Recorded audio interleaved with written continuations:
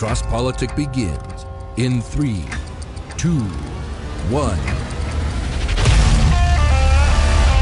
have a heart that breaks for a dying city. Stop cursing your future. Is not true. For all intents and purposes, I am a woman. No government, no political system has ultimate supremacy. Jesus is King of Kings, and it's about time our nation return in humble submission to his lordship. You are not protecting women. You are authorizing the destruction of 500,000 little women every year. But I didn't start it. But sir, with all due respect, that's the argument of a 5-year-old. I didn't start it. Right, when the Spirit comes upon people, they go to war, they go to battle, and the enemies of God are driven back and they're slaughtered. You are listening to Cross Politic with Gabe Wrench, the Water Boy, Pastor Toby Sumter, and the Chocolate Knox. Hello, y'all. Welcome to Cross Politic. Thank you for joining us. Every knee will bow. What you doing? Every tongue confess. I was just looking up Dustin Messer on Twitter. Oh. That is who we have coming up on. I know. We're interviewing him coming up. I just followed him. Nice. Oh, I'm going to do it too. You're going to beat me So to the reason why I'm excited to bring you guys Dustin Messer is because he's from Texas. Yeah. Yeah, we figured that. Yep. Promised land. Yeah. Land of flowing milk and honey. Yeah. And what you doing in Moscow? Barbecue. Right. You're Moscow. Why? Hey, because I like to go to the land of Canaan and bring the gospel to the whole world. What's up now? Oh, wow. We're going out. We're going out to the world, buddy. What you wearing? I'm in Idaho. Oh, so I got our Cross Politic T-shirt from Amazon on. It's a circle. It's a nice fit. I like that. It's our new design. Cross I Politic. really like that. It's got words. Yep, Cross for David. Mm-hmm. See, look at that. See, I'm wearing my hat, and the everyone's words. like, "Oh, what's that?" And then they're like, look down. Look at the shirt. Yeah. Go from the hat So, to the shirt. Laugh, if this is your feast. marketing strategy to make people buy both a hat and a shirt, I like it. Yeah, it's good. This is great. I think This you is have to have available both. on Amazon? So the shirt, we have a merch store at Amazon. If they just search Cross Politic on Amazon, will they find it? Yes, Ooh, exactly. I'm going to try it right now. Yep, I do it right need now. one. So search Cross Politic on Amazon. You can find our shirts. Now, just note, I feel like the shirt, I got an Amazon? extra large, and I feel like it's kind of a smaller extra large. So just note. Is it a Amazon woman's size. extra large? No, this is a man's. This is how that hurts, Toby. But I need to link it to our merch store. So our merch store on our website. Oh, there it goes. Do you see it? Our merch store on our website's got different designs. Looks great. And then, there's different colors you can select. By Laughter Apparel. Yep. You must have came up with the name. By myself. Because no one was helping me. No one's helping. See, David? See? Oh, I got to make it to those meetings. You got to go to those meetings. So please, folks, this is our plug. This is our plug for the show. Please check out our merch. Buy some coffee. Buy some Cross Politic hats. Hey, share an episode. I forgot to bring the coffee. Yeah. I'm sorry, guys. Yeah, I'm drinking gas station coffee. You know, again. I had a friend in town. Me and we had Juan. lunch. Me and Juan. We're drinking. Oh no, he's drinking kombucha. Never mind. Yeah. Yeah. I'm sorry. But I'll get better. Forgive a brother. Yeah. I'm gonna get the coffee. You know, I'm just saying.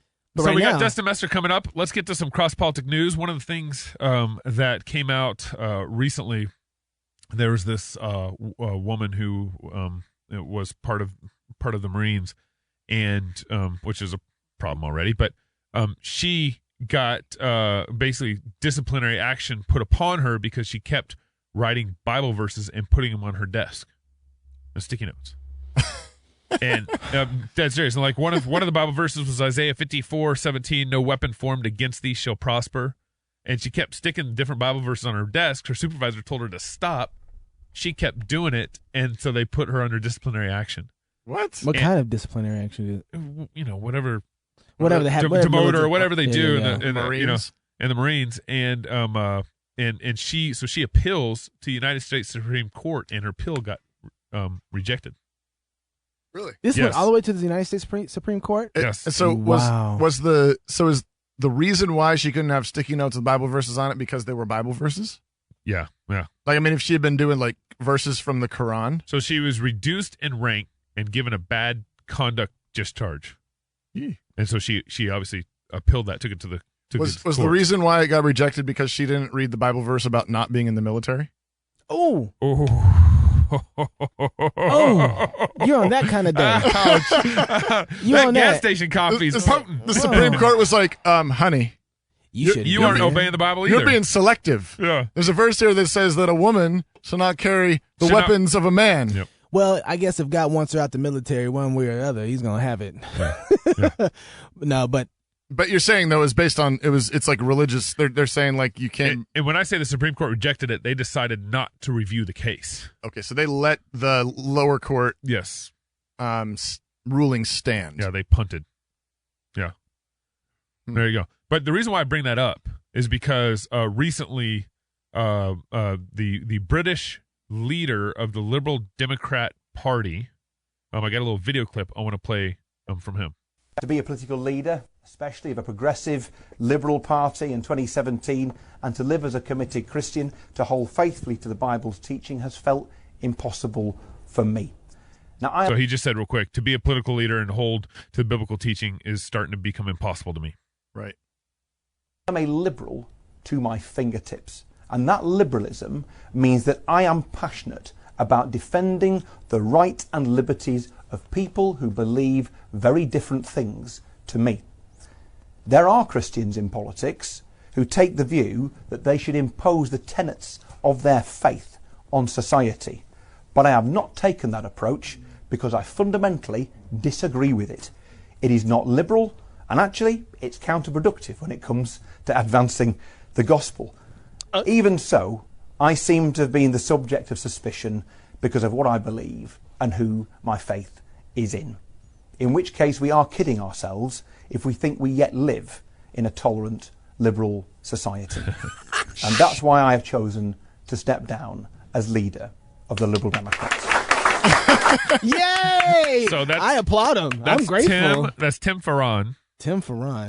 Does Tim Edwards know who he is? Ooh, I don't know. We should talk to him about that. Yeah, Tim. He's from England, too. From England, too. Yeah. He talks like him. Hey.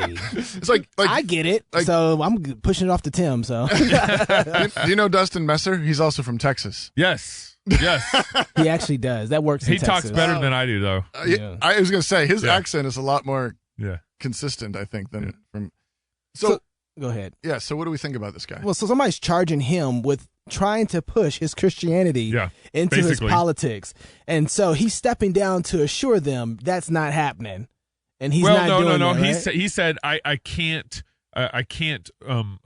in my good conscience do both. He said politics and my Christian faith are getting to the point where I can't be a Christian and do what I want to do. Well, he's not trying to do that anyway. But he said he doesn't believe in that. Exactly. That's the contradiction I couldn't understand from him. Yeah, no, right. I think he's confused. Absolutely. Well, the funny part was when he's like, saying he's got to the point where I can no longer do both, and so I'm going to live as a Christian. You weren't doing both. But he wasn't doing both.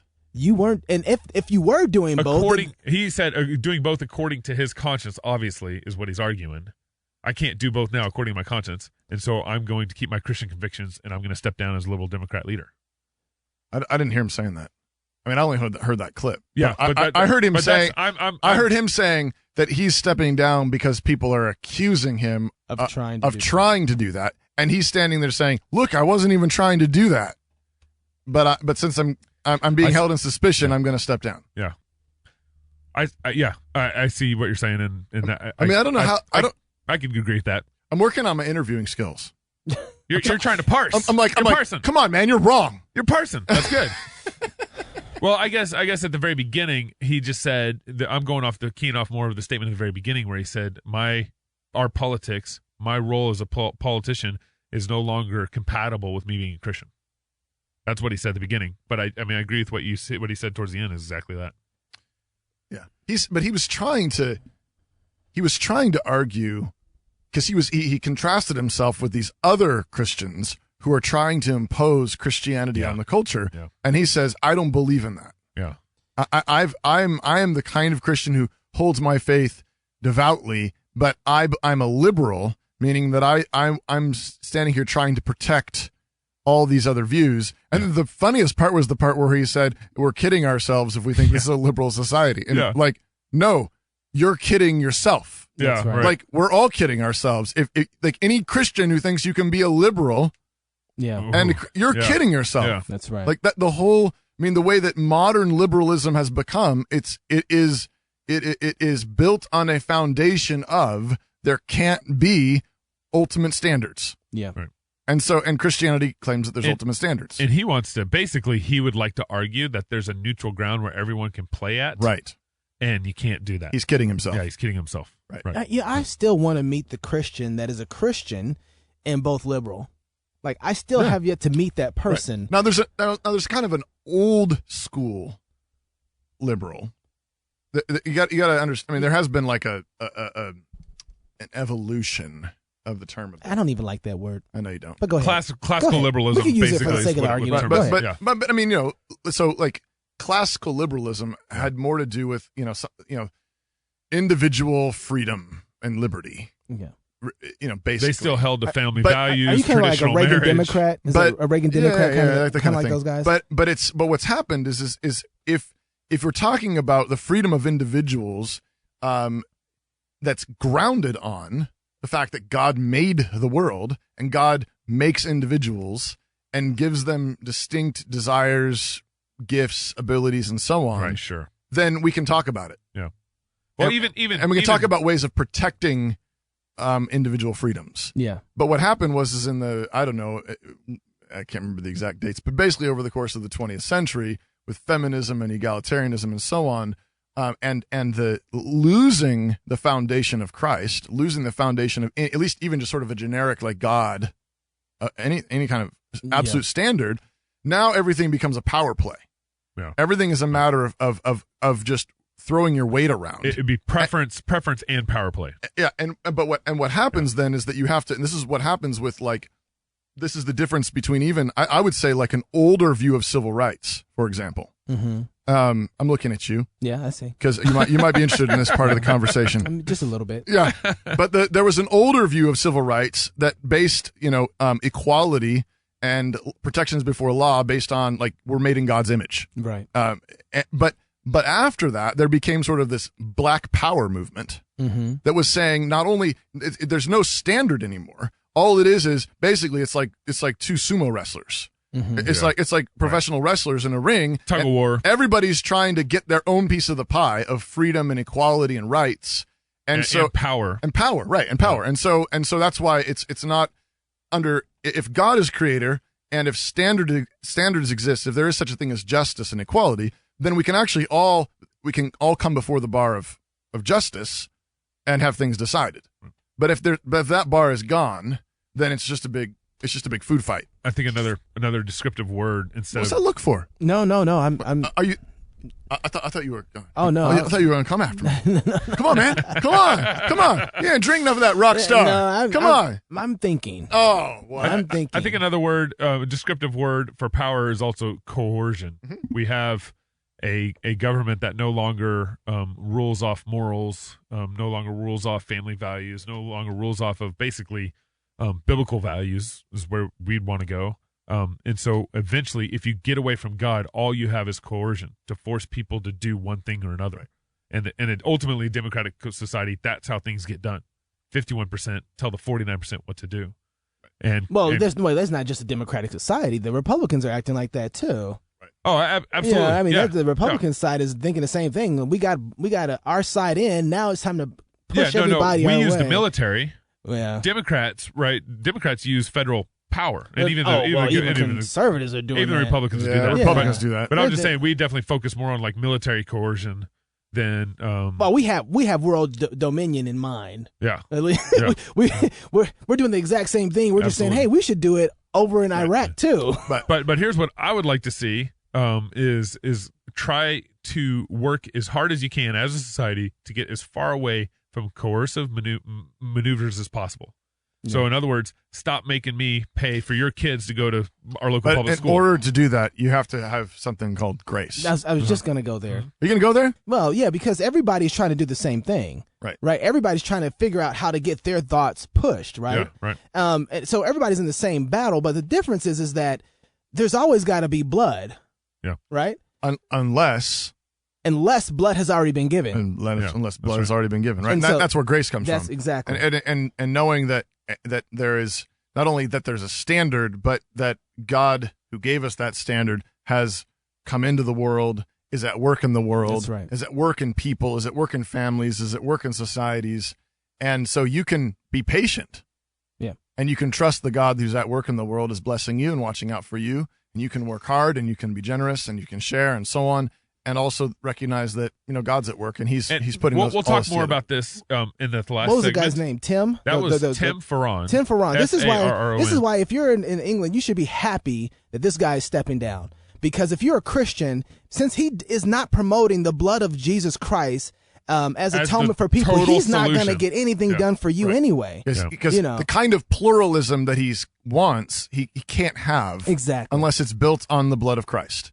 Unless it's based on grace, in which case he is going to be insisting on the Christian foundation for a truly free liberal world. Society, right? I mean, if we want to talk about it that way, in order for it to be free, it's got to be built on Christ. That's the only way. Let me play this one last clip. Yep. So Governor Matt Bevin, do you guys know this guy? I do not. Do you not know Governor of what?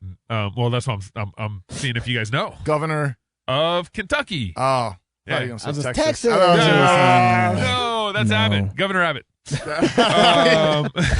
Kentucky. So Governor Matt Bevin of Kentucky. This I found this really refreshing. Let me play this. I've seen it. I've seen it evidenced not only in our communities but beyond. And then you'll see what they said I said, and you tell me, do you think you can trust the media? I personally believe in the power of prayer. I've seen it. I've seen it evidenced not only in our communities but beyond. And this is what we're asking people to do. Do we still need political solutions and law enforcement solutions? Do we still need economic solutions? You bet we do. Of course we do. And this isn't in any way, shape, or form trying to take the place of other things that have got to be done. But this. So let me stop there. So Matt Bevin, he's just in this public. You can't see the video, but he's speaking in front of all these people, and he leads with, "We need to start praying." He's like, "We've become basically a state of." That doesn't resort to prayer and asking God for help for all our political solutions and everything. It's like we need to be praying. They must be hurting. Yeah, I know, right? But well, I mean, did you tell him what to pray for? He might have gone on, so it's a 3-minute video. But he mentions a couple. We got political problems, and he still says we need political solution and economic solutions for sure. But he leads with we need to be praying first.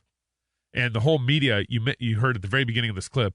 Media has been spinning his words that he says that all he cares about is prayer, and all he cares about, and he put this video together to show this is what the media says and this is what I actually said, kind of video. Oh, okay, that was the other voice that was talking. Like that was him priming his collage of videos. The first voice was still him. Okay. And so, but I found it refreshing. Like a governor's like talking about, hey man, one of our solutions is actually praying. We need to be a praying people. Do you trust him? Matt, I've heard a lot of good things about him. Yeah.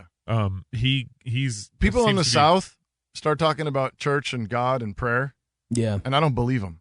I know. That's so one of my hardest. No, I totally agree with that because I grew up in where did I grow up? Texas? Texas. Somewhere down south. Not helpful. Mexico? But shaking a Southern politician's hands will give you the biggest creeps in the world because they'll shake it and you'll think you're their best friend for life. But you also know that they aren't owning up to what they say right now. That's what I was asking about, like what he was going to say, like what to pray for, because I feel like somebody that would be like, hey, we need to pray to end abortion in Kentucky. Right. Yeah. Let's pray that the institution of marriage will be upheld in Kentucky. Yeah. Let's pray that real justice will be done, whatever, for immigration issues in Kentucky.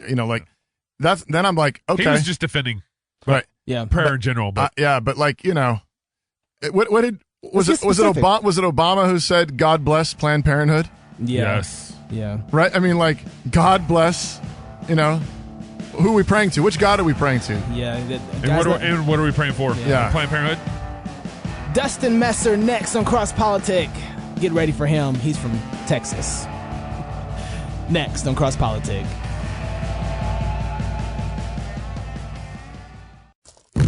This September, you are invited to New St. Andrews College Wordsmithy 2017 Workshop for Writers, where good writers go to get better. This year's lineup includes Douglas Wilson, Ndie Wilson, and Aaron Wrench, along with special guest Doug Tenaple. Doug TenNapel is the author and illustrator of such acclaimed graphic novels as Newts, Tommysaurus Rex, Ghostopolis, and Cardboard, as well as the creator of the popular character Earthworm Jim. You're going to want to register right away, September 20th and 21st and 22nd. This includes evening sessions with these writers, shared meals, as well as multiple workshops on learning to write well. This is in Moscow, Idaho at New St. Andrews College. Register at nsa.edu.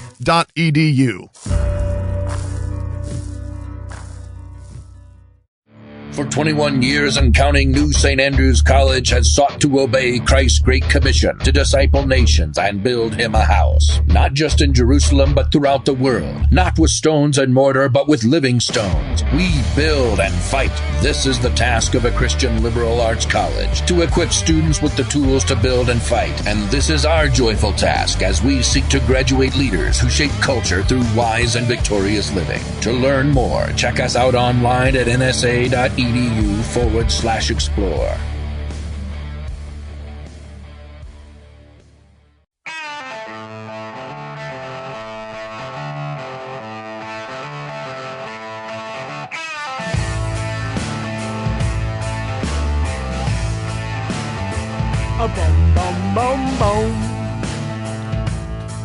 Welcome back to Cross Politic.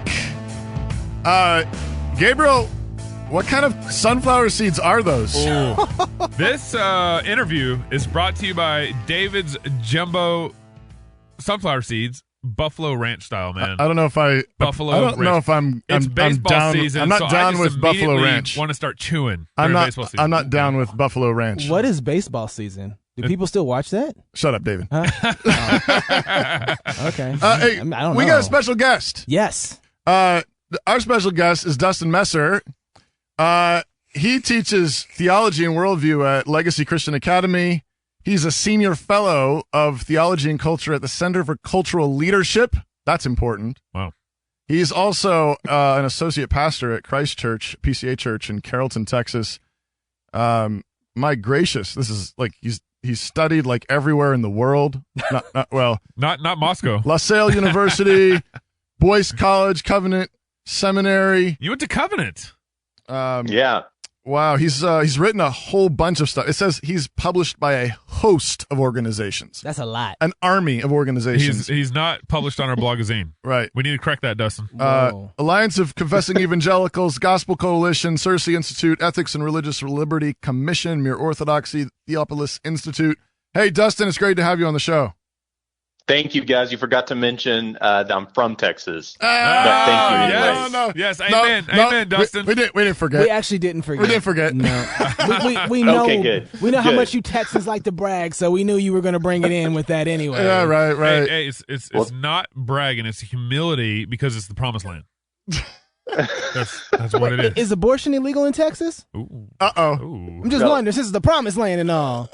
Hey, unholiness. Y'all doing good on your taxes? Unholiness was still present in the promised land. Oh, yeah. They left some of those giants in the land for you to drive them out, huh? That's right. Okay. All right. Well, hey, and Dustin, so you teach a Christian school. Is that high school? Yeah, it is. I teach, it's a K-12 school, but I teach the theology in the theology department at the upper school. Yeah. And you have a family? Yeah, so I'm married to Whitney, my wife, Texas Aggie, and we don't have any kids yet, but we have a dog named Schaefer who may or may not bark here in a minute. Hey. Hey, where did the dog get his name from? just a family name. Just wondering. The first time I met the dog, he was wearing knickers, and so I thought, I have a good name for you. Schaefer. Does he have a big long goatee? Yeah. Yeah, that's right. His dog house we call the Brie. The whole thing's pretty dorky. Oh wow, yeah, that's kind of over the top. So, we wanted to ask you a little bit about some of. We read an article of yours where you were kind of chiming in on the Benedict option stuff. So, Rod Dreher or Rod Dreher if you're Gabriel Wrench. It'd be Rod Dreher. He's this what is he, conservative, what is it, American conservative or what? American conservative website, right? Yeah, so it's like one of the biggest Christian like websites like in existence. Yeah.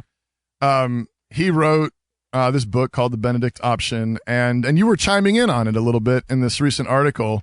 Can you just briefly sketch? We haven't really talked about this at all on Cross Politic yet. No, we haven't. But from your vantage point, like what's going on? What's up with that particular book? And sketch the conversation that's going on for us. Yeah, so kind of shortly, Dreyer is looking at American culture, and he's seeing, I think rightly, that there's not a ton of difference between people who go to church and people who don't go to church. So divorce rates are similar, a number of metrics across the board where you're not really seeing a huge difference in church people. So Dreyer says, instead of being focused on engaging culture and that kind of thing in the moment, in the present, we need to sort of go back to first things, to first principles, and get the church family right first. And that involves, developing certain habits, a way of life together, kind of a classic, catechumenate relationship where people come into the church and they're actually immersed in a way of life and a series of habits.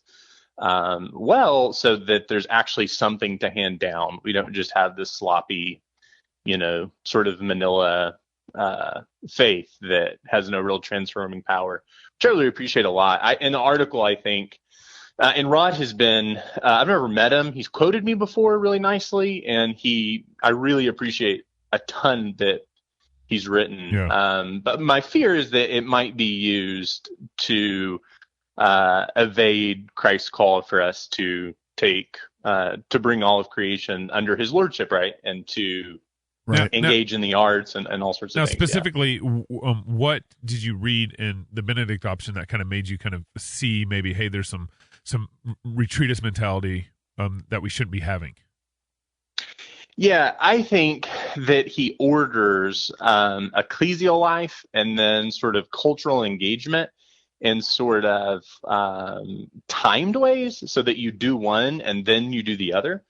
The thing is, cultural engagement, but just missiology, reaching our neighbors and so forth, is itself a spiritual habit, right? So you can't just say that's something we'll put off for the future any more than you can say fasting is something you put off for the future, or prayer, the Lord's Supper. But let me push, this is just a whole way of life. I just want to push back a little bit, though, that but if you have a broken home, like the first thing you have to do is take care of home first, right? Or is it something that you can do simultaneously?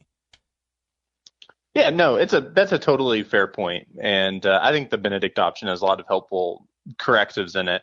I would just say one of the things broken, I would just say that the kingdom that Christ is claiming is all of creation. So the home for us is this whole world. Oh, preach, brother. Preach. Come on now. So that's all I'd say is that we have to have sort of an eye bigger than just the church. Christ isn't just coming to claim the church. His kingdom is extensive as all of creation. Right. Yeah. Well, I think, to David's objection too, a little bit. Well, if you clean your house, that has automatic ramifications for what everyone sees in the outside. So automatically, when you start fixing up your house, people start seeing what's going on, and it immediately starts impacting culture.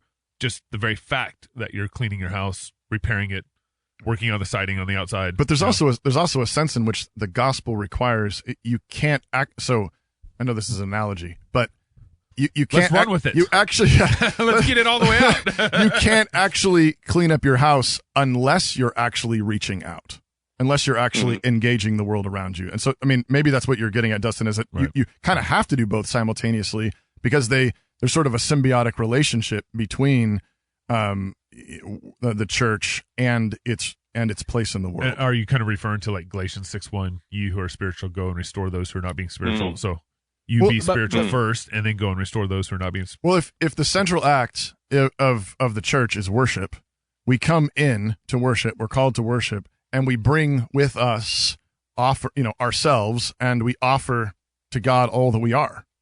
Your job, your school, your kids, your neighbor. You're bringing living sacrifice. Yeah, all of it to God, and then God sends you back out into the world, right, with His blessing.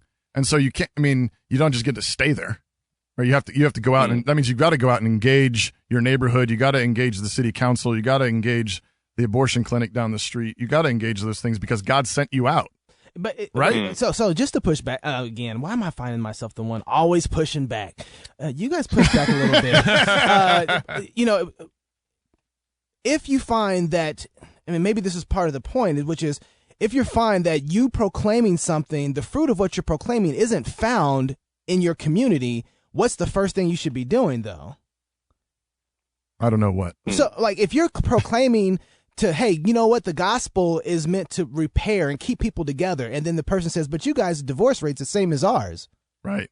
Mm-hmm. Right. If you're proclaiming a gospel that does something, and they're looking like, if you're saying marriage for sure, life, right, you know, exactly, and and they're looking back behind you saying, 40%. I don't understand why you proclaiming something that we got. Right. So so probably one of the first levels of mission though is you leave the church and you got to go home with your wife, right, and you got to apply the gospel in your family, right. Is that what you're getting at, Dustin? Yeah, I think that's exactly right. There is a certain hypocrisy in the church, and that we do have to clean that up and that sort of thing. I guess my issue is when you look at the spread of the gospel, it isn't something that could just be mapped in sociological terms where it just sort of makes complete sociological sense why the church would spread. So though, things do see like divorce rate, all sorts of things, which I agree, just church discipline, the institution of the church, her peace and purity need to be protected. Absolutely. And so that's a hugely helpful emphasis Dreher has brought to the conversation. I just think that we can't be evading our call to engage neighborhoods, as you said, city councils, all sorts of things, until we reach some sort of, metric where, okay, we can say the church is healthy. Now let's go do this. Right. Y'all know I got mentioned on Ron Dreher's blog one time. Nice. Favorably? No. Nice. No. He don't like you. He didn't like me at all. What did you do? Well, I wrote something in response to this. There was this like conference with Fred Sanders and Peter Lightheart and who was the third guy? And it was at down in California. Was it Carl Truman? Carl Truman, yeah. It was that thing. Yeah. What was that thing called, Dustin? Oh gosh, I don't even remember. Well, you know what I'm talking about. But it was like like future of Protestantism or something like that. Okay. And so I said a bunch of things, but I went off in the so Dreher is Eastern Orthodox. Oh, is he? Yeah. And so that changes the conversation. I went off on praying to icons, and I likened it to people looking at swimsuit issues. And he didn't like that? Liturgical swimsuit models. And he wrote a whole post on me. Oh, nice. It's in the archive somewhere. Going to Google now. Swimsuit Rod Dreher. Be careful. Toby Sumter. Swimsuit Toby Sumter. I'm not putting that in my Google search. No, y'all ain't have me go before the elders. We got you. But I was kind of wondering if any of what you're picking up on there, Dustin, might be actually connected to his orthodoxy, his Eastern Orthodoxy. What do you think? Yeah, it's a good question. I don't, my reading of Eastern Orthodox is so limited. I think of a really great book by Alexander Schmemann, For the Life of the World. Right. In which, I see the themes that kind of, I think I would at least want to bring out of the more sort of missiological nature of the church. Brought out. So I don't know. That's a great question. When you say missiological, I feel like that's kind of a buzzword that has become a cool word to say. But what do you mean behind that? Yeah. So when I think of the missional nature of the church or the mission of the church, I think of Psalm 1, right? So the kings, the princes of the earth should be kissing the Son. They should be ruling in a way in favor with Yahweh. And so I think that the church looks to what Christ is doing in the world, which is bringing all spheres of life, all areas of creation under his good rule. And the church is a member of that. I don't know if you ever read Keith Matheson's book on eschatology, but He talks about through suffering and death, Christ raises victorious. And he says this really great line that through suffering and death, his people will bring the world to him victorious also. So, which I think is a helpful sort of way of thinking about mission, right? Right. Now, why the church is, we talked a lot about this on the show. At some level, ultimately, the church is lost its backbone, and all that. It's actually the pastors who become cowards in a lot of ways. And this is seen. I remember during David Daldian's Planned Parenthood video, when that was just going all over the internet, that how many pastors I could think of that used that as a moment to rally the troops against the pro-choice movement, and not very many. There's maybe, and I try to stay connected or try to listen to pastors all over and podcasts and everything, but I couldn't think of that many pastors, or I didn't hear that many pastors that actually stood up and preached against abortion in that time. In fact, I heard pastors literally who said they would not preach on abortion because it was being so politicized. And so and of course, homosexuality, and we go down the list of all these current cultural sins where we've just become cowards as pastors engaging culture. I wonder. I'll say, hopefully, I preached at a banquet for a crisis pregnancy center a few weeks ago, and it is true that there weren't as many pastors from local churches as you would hope, but the amount of young people, say under 25 there, from like 17 to 25, it was predominantly who was in the audience, probably 400, 500, which was really encouraging to me. It is. Absolutely. I was thinking about the post that we read by you, Dustin, where you point out this idea. You point to Daniel as this faithful presence in Babylon. That he's a servant and he's doing good to the king. He's saving the lives of all these pagan astrologers and all this kind of stuff. But he's also taking the opportunity, but he also took the opportunity to challenge that state in the name of the God of heaven to mend its ways in line with a paradigm of justice derived from Sinai. I think there's that balance is so hard. And it seems like there's a lot of talk of, this goes back to Gabriel's point, there's a lot of talk of, the mission of the church and being missional and, doing good to the city, being a presence in the city. But I feel like there's still this real reticence to be much of a prophetic voice to the city.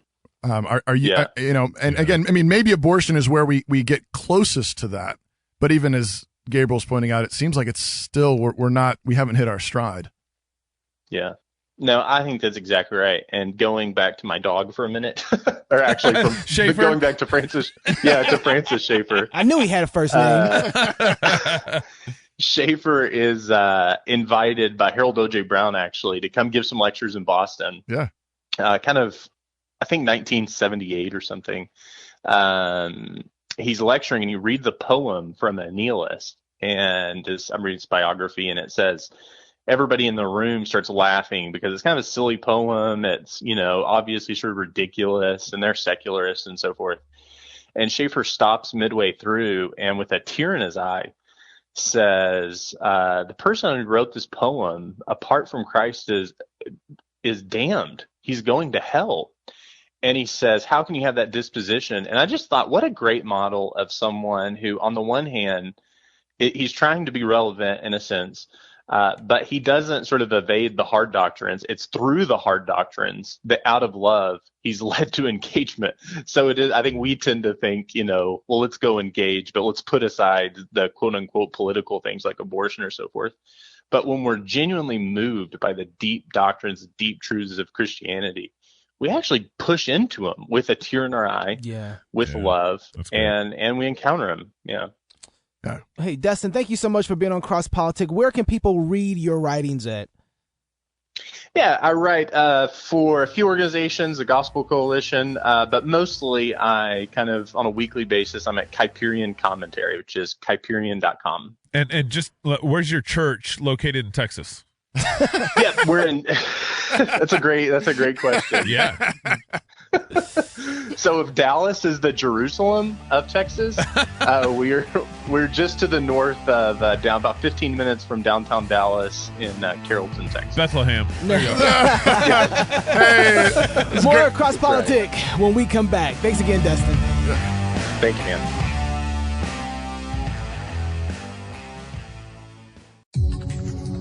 This is Cy Timbergen with Answer Anyone Apologetics. Somebody comes up to you and says, I don't believe in God. And what do? We give them evidence. Look at the complexity of the eye. Look at this paper fragment. Look at these rock layers. And you've studied your rock layers. You wipe the floor with them. What's he going to do? He's going to go home and Google rock layers. You want him to repent and put his trust in Jesus Christ, and he's Googling rock layers. Congratulations.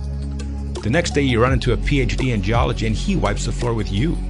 You see, when you do apologetics wrong, you have to be an expert in geology, biology, astrophysics, nuclear chemistry, you name it. You have to be brilliant. The problem is, there's always someone smarter than you. In John 10:27, Jesus did not say, my sheep hear your really good argument. He said, my sheep hear my voice. In Luke 21:15, Jesus said, I will give you a mouth and wisdom that none of your adversaries will be able to withstand or contradict. The power of God for salvation is not in your brilliant arguments. As Romans 1:16 tells us, it's in the gospel of Jesus Christ. Apologetics is easy. Read your Bible and do what it says.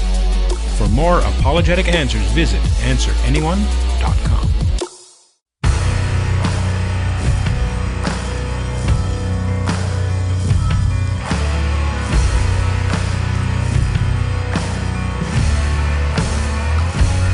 Cross Politic, Jesse Samuel here, pastor up in northern Michigan. Just want to let you guys know I've been enjoying the show. First heard about you guys from Apologia Radio and started downloading and listening ever since. I appreciate all that you guys are doing. Love the conversations you guys are having. Keep it up. Keep up the good work. It's all been a blessing. I'll be praying for you guys. I'm praying for the work that you guys are doing. Pray that it continues and God blesses it. So, thank you very much, and fight, laugh, feast. Oh, no. No. Fight, laugh, feast. Thank you, sir. Pastor Jesse? Thank you. Pastor Jesse Samuels. Pray for him. God bless that man. Thanks for calling in, man. You know, he's got the gift of encouragement. I'm just telling you right now. I feel it all over him. Yeah. It could be my charismaticness, but I'm telling you, that brother can encourage me right there. I'm going to be flying through Detroit next week. Just flying through, though. Yeah. Wave. Just stopping. Wave at Pastor Jesse. Maybe. Wave at him. Yeah. Say a prayer for him. Hey, but if somebody else wants to call in and encourage us. Memo. What do they do? At crosspolitic.com, right? Yeah, right. Is that what you're doing on your phone right now? Are you checking Facebook? Oopsie. Yeah, about that. You know, we're kind of doing a podcast here. Caught you. Wow. Caught you. You didn't think we'd see it, Gabe? No, I knew. It was bright. It was a bright screen in a dark studio. Just tell us whose post you were liking. Oh, no, it's just looking through. I'm been going back and forth. So I posted, Toby wrote this amazing article dude, that's on our right. blogazine on blood money and abortion. And so I posted that on this libertarian Facebook group. Oh, yeah? Yeah. And they were all for it. And they're all over me on it. Some are for me, some are with me, some are on my side. Most of them are actually against because they're, the loud people. What? Why are they against it? They're libertarians. Because they don't think we should be forcing God's law on society. Tell them to get their laws off my comments. That's where this goes. And we've gone from, and so so they've, of course, you need to get in these Facebook arguments. I mean, they just throw everything at you all at once. Right. No, they Science, don't. Jesus, Bible, law, libertarian freedom. Boo, boo, boo. All these different objections, and you're like, okay, let's just pick maybe one or two to focus on. Right. And so you just take a chapter from the dictionary and just post it there. It's a full chapter. It's like, that's what you just did to me. Yeah, right. And so one of the last comments I made on it was because we were talking about science. I basically broken it down in two categories with them: science and God. Because they want to say science says abortion's okay, and then they want to say God, you can't force God's law on us. That's basically the two arguments that are going on. Right. And so I said, actually, science says at conception there's two beings present. Right. There's two separate DNAs. A new human life has begun at conception. Scientifically speaking, And one guy just went off on me on like how I don't know science and all this stuff. It's kind of funny. Right. And then on the law side of things and I said in that same thread, I said, or in that same comment in the response to the science thing, and I said, actually, more importantly is what does God's word say? Yeah. And all this, and so I haven't seen the comments after what I've said. So you were checking out to see. So I was checking that to see where it's going. He's copying a chapter of the dictionary that's posted there. That's what he's doing. Yeah. So I Wikipedia. I just copied and posted it. Right. You know, I gotta say, you're a lot kinder about those conversations than I am. I'm not that. I just go right to like, I don't care what you said. God says you can't do it. Yeah. You know, yeah, that's just, right. I have that because I know, you know, once you get in these conversations, you already know the kind of person you're dealing with. Yeah. Well, part of it, actually, one of the reasons why I answered the scientific objection that he kept bringing up was because other people are watching. I know he, that's the reason, actually. The reason why it's worth being patient and explaining what you mean is for all the other, I mean, obviously you want to try to answer them, but everyone else is listening. Yeah, right. That's the same thing we found, you find in evangelism or you find like open air stuff. Yeah. The reason why I found open air preaching to be so helpful is, sometimes the guy you're talking to is not really the guy you're talking to. He's not the guy you're talking to. That's right. He's mad at you, but you know what? That sometimes is the opportunity you need. Yeah. And somebody else would never give you the time of day, but they'll listen. Right. They'll listen in. Yep. They'll listen in. Yep. They'll follow the conversation online. And so you which is actually my reason for not doing it. Yeah. Because I do know that you don't need to answer that. Right. It's part of it. Sure. He's not raising again, this goes back to our abortion issue and conversation.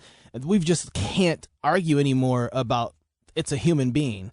Yeah. That's not even the problem with I mean, so they know it is. They know it is. Hey, is this the episode that's going to drop? On Sunday? This episode is dropping on Sunday. The next episode is going to be the abortion, Jeff Said Away. The abortion issue? Yep. We have an abortion episode coming up, right? Yeah. Yep. I still want to know about your article, though. Like, what, I mean. Well, this is so the article is a preview of that episode. Yeah. So so that'll drop in a couple weeks. And you guys gotta catch this next episode. So this, that's all we're saying. That's all we're saying.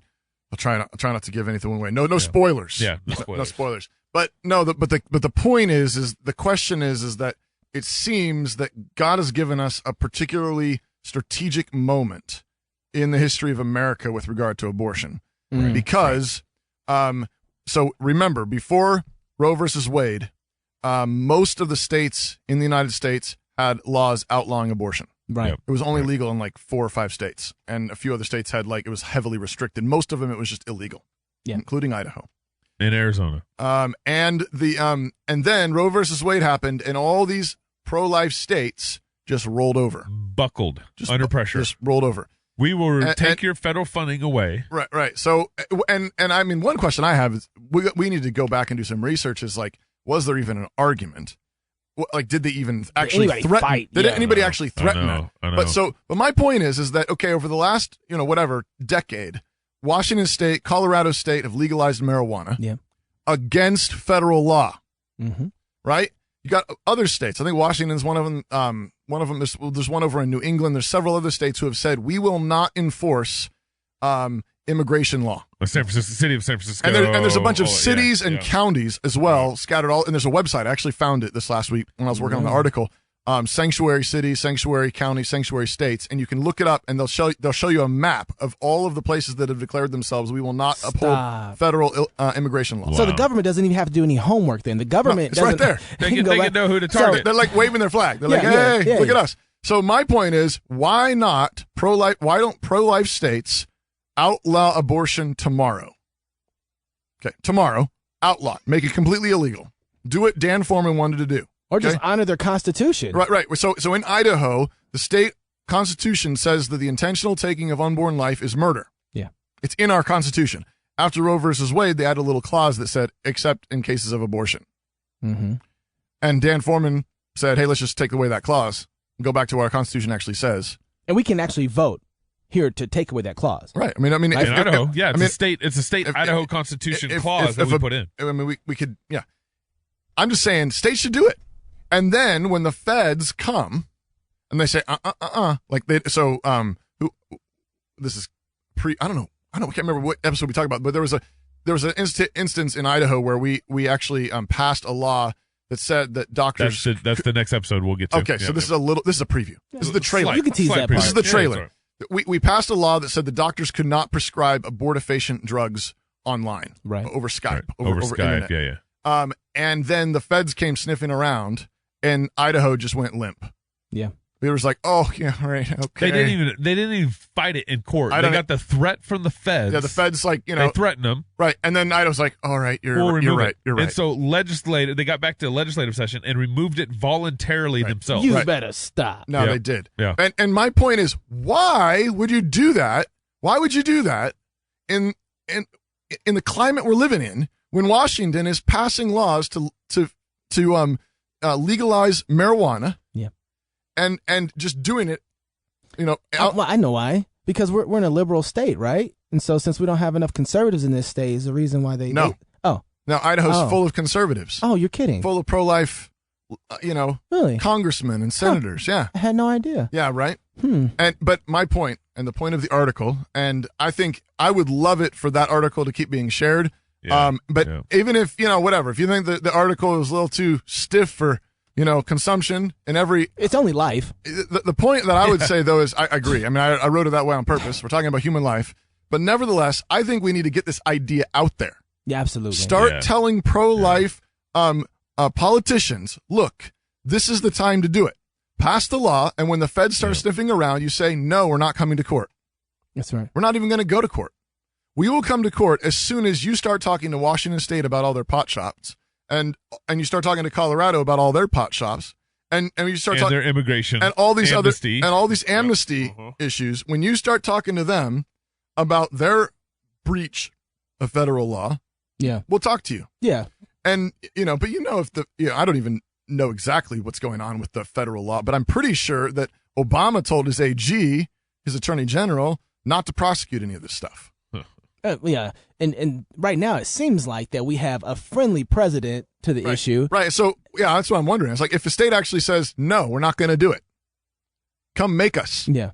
What are they going to do? Yeah. Is a vice president who shows up to a pro-life rally, is he going to say, yeah, you're right, let's prosecute those guys? I think Trump and Pence will say, let's force statewide abortion on them. Right. Saying, no, leave them alone. Yeah. And you know what? Yep. But at the very least, I think what we need to do is before God, we need to do this and say, come make us. Yeah, that's right. And then see what they do. Like, what are they going to do? Like, are they really going to send troops in? What are they going to, are they going to, Idaho has a third of our budget is based on federal funds. Yeah. Are they going to revoke our funds? Insane. Let them actually threaten it. I'm wondering if they've actually even officially threatened it. Like, threaten it. Tell us. Send us a letter that says we're going to take all your money. I know they. So, if you guys remember any history about Idaho, Idaho's drinking age used to be 19. Was it 19 back in the 80s? I didn't know that. And the state of Washington was 21. Okay. So kids would come over from Pullman, Washington, to Idaho, 7 miles away, and drink. Right. Because drinking age was lower. And when the seatbelt laws went into play in Idaho, they said you need to raise your drinking age. We'll give you federal funding for your highways if you increase your drinking ages. Yeah. And so that was there was a actual that carrot. It was basically a carrot, a bribe for us in Idaho to increase our drinking age because of federal money. But what they're doing now is by implication they're saying we'll continue giving you federal funds so long as you keep killing your babies. Yes. And we're saying, okay. Yeah. Right. I mean, so it's one thing to raise your drinking age 2 years. I know. Yeah. 19 to 21. We got a conscience about that. It's another thing to require us to murder our children. I think the part of the problem is that again, there's a defeatist attitude that's inside of the Christian culture in America. Absolutely. We curl up. We curl up. We think, we're going to lose, or we've already lost. And Christians, part of that, Christians are like, well, you have to follow the law. Well, and part of that is law. Is we have exactly. More of a conscience about a 19-year-old drinking a Bud Light than a 15-year-old getting an abortion. You know what I think we need? I think we need some perspective. I think Louis C.K., the guy talking about abortion, I think he might have some perspective on the issue. But my kids, they're living in the world, and there's a lot of religion in the world, so you do have to teach your kids, if you're not raising them religiously, you do have to teach them about religion. I always tell my kids the same thing. I tell them that there are many religions in the world, and they're all equal, but the Christians are the main one. Yes. That's what I tell them. Yes. The Christians won. Yes. Whoa. They're the winners. Come on now. Whoa. So act accordingly. That's right. They're the Congratulate winners. Christians when you meet them. Because they won the world. And it's true. And what do we say? It's true. We love to tell ourselves, like, every religion is exactly... No, they're not. The Christians won everything. Come on, man. A long time ago. That British guy needs to hear this guy. I'm trying to tell you. The British guy's like, they're all equal. I'm going to step down. And now most people, if they're smart, they're trying to say, whoa. What evidence do you have that Christianity is one? If you don't believe me, let me ask you a question. What year is it? I mean, come on. What year is it according to the entire human race? And why? It's 2017. What is that? That's a number. It's not just any number. It must be a very important number because we're counting to it in unison as a species. What as is a world. this number? We're counting the days since what? Since there was ever people or... Nope. It's been 2017 years since what? Anybody, yell it out. There you go. There's a Christian in the audience. Christ! we got to talk about why he's doing there. In the audience? I want to know why he's there. He just heard the abortion skit and he could have walked out. I don't know what he's doing there. Right? Jesus plus 2017 years, 4 months, and 3 days is when your license expires. Come on, preacher. How is that not a win for the Christians? How is that not a complete win? That's not a Monday off in October. That's there was no time before Jesus. And the whole world's going, okay. Yeah. Okay. Yeah. That's what happens when you defeat the prince of this world. Right. That's what happens when a man comes into this world, dies, and is resurrected and seated on the right hand of God. And people live believing that. That's right. They walk out of their house every morning. They get up every morning saying Jesus is Lord. They are walking to the beat of Christ's drum. We just talked to Dustin Messer about the Benedict option, Rod Dreher. There's a great article, you should find it, called the Boniface option. By a friend of ours named Andrew Isker. That's a smart dude. I think it was on Kuyperian Commentary also. Okay. I'm pretty sure that's where it was published. So the same website Dustin writes about it. where Dustin writes, the Boniface option is a great example of this. You know Boniface? Yeah. You know Boniface? You know about him? A little bit. He's a monk. Saint. He's a badass monk. Yes, he was. He was. He goes out into Europe, to these pagan tribes. Yeah. And they've got this sacred oak of Thor. Oak tree, yeah. Right. The sacred oak of Thor. He's got an axe, doesn't he? And he got an axe. Oh-wee. Right? And they're all saying, like, You can't touch the don't tree. touch the tree. Don't get it close. Yeah. And he walks up to that tree. And they say you'll get struck by lightning. Or you struck get by killed. lightning, you're going to be dead and everything. And he chops that tree down. In front of the town. In front of the town. And they watch. And they're waiting. They're like, lightning's coming. Lightning's coming. Come at me, bro. Thor is the god of thunder. The god of the storm. Right. But they don't know.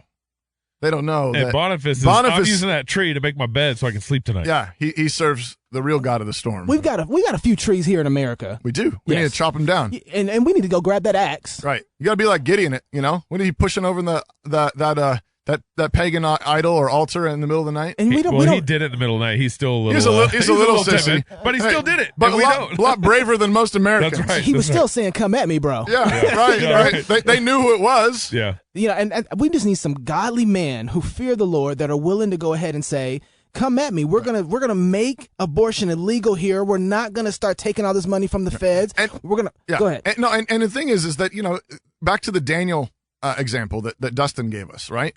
Daniel was not. This is not a call to be obnoxious. No, this is not a call to be rude, but it's a call to be confident. Amen. Confident. Where you know your God and you know what he says and you're not ashamed of it in the slightest. And so Daniel gets dragged to Babylon. Yeah. He's probably a teenager. Yeah. Right? Maybe his family's dead. And he gets there and 15 minutes in, he's like, I can't eat this food. Right? Like, could be terrified, could be apologizing. He says, no, I'm a Jew. And me and my friends, we don't eat this food. Give us some different food. Right? I mean, he gets right into it right away. Yeah. He's the slave and he tells the master what he should be eating. Right. Because why? Because he fears the Lord. Right? What we need is we just need some Christians in America who just fear the Lord. Amen. Right? And they fear the Lord more than they fear man. That's right. And it gives you peace, it gives you confidence, it gives you joy, and you stand there cheerfully and you say, I love you, and I can't do that, and I'm not doing that, and that's dumb. And it gives you wisdom. The fear of the Lord. Yeah, it gives you wisdom. And so you know where to stand. Yeah. Until next week, love God with all your heart, soul, mind, and strength. Love your neighbor as yourself. Grab an axe, cut down a tree, go fight, laugh, and feast. This is Cross Politics.